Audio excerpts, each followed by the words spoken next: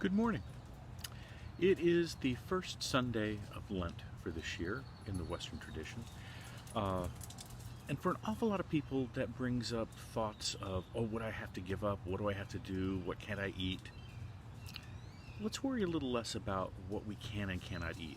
It's not like God really likes people who are vegetarians better than people who aren't, or God likes people who eat fish better than people who eat hamburger. That's not the case. Let's switch that idea just a little bit. Let's give of ourselves for other people. So how you do that? You can eat more simply. Some of us who are diabetic can't change our diets a whole lot without having some real problems. So eat a simpler meal. Save the money that you have saved by eating that simpler meal and give that money to the poor. It works in a twofold way that way. You're actually denying yourself something. Maybe it's you don't eat the ice cream, maybe you don't have that extra latte. Doesn't matter. But that you take that savings from buying that extra thing, that special thing, and you give that to the poor. You make a connection there, which I think is the connection God is looking for from us, to give from ourselves to others. Sometimes we get all involved with the scrupulousness and the rules. And when I was a little kid, I was like, well, we can have pizza, but we can't have pizza with pepperoni. So can we have pizza with fake pepperoni? Kind of defeats the point, doesn't it? And if you end up spending more for the item because you're doing something that's a fake that tastes just as good as the real one does. We had a lady make a lasagna the other day for church that was a Lenten lasagna that was spot on, wonderful, and I would never have known that wasn't meat, the TVP that she used, the texturized vegetable protein. But that's not the point. The point is to give of ourselves, to be aware of those things. I posted a couple of times recently this idea of 40 items for Lent, that you go through your closets and every day you take something out of your closet that you're not wearing, that's still good, that's still useful, and you put that in a bag, and at the end of Lent you take and you give that away.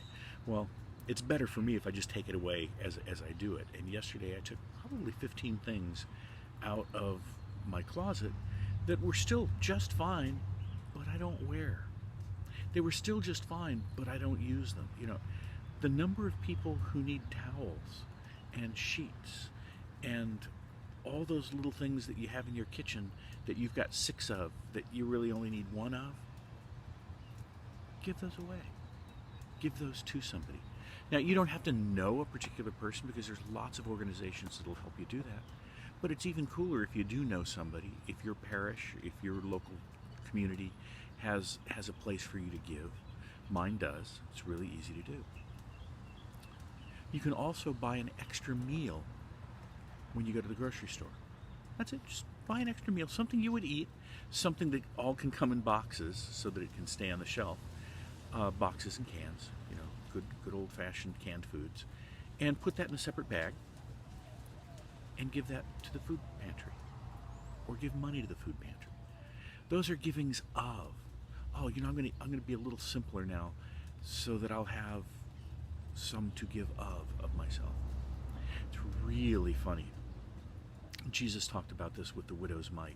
The little lady had 2 copper coins, and she gave those. And Jesus is like, look, there's your example.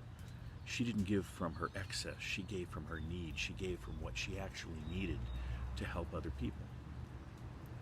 If you've worked with the poor in the past, you'll understand what I'm about to say. The poor are more helpful than the rich. You need something done, you need some help, ask the poor. They will give you half of what they have. I have a donut. I have a Ferrari. But do you have a donut? No. Here's half of mine.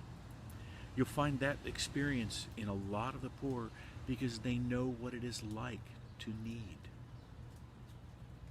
It's a confusing thing for those of us who grew up in the middle class or those of us who grew up in the upper class. You don't give something to a particular person. You give something to a group of people. if I could do that. Okay. Give to a local group that does help the poor. And then you don't have to decide who gets it. You don't have to decide what comes from it. But give from your heart something that is actually useful.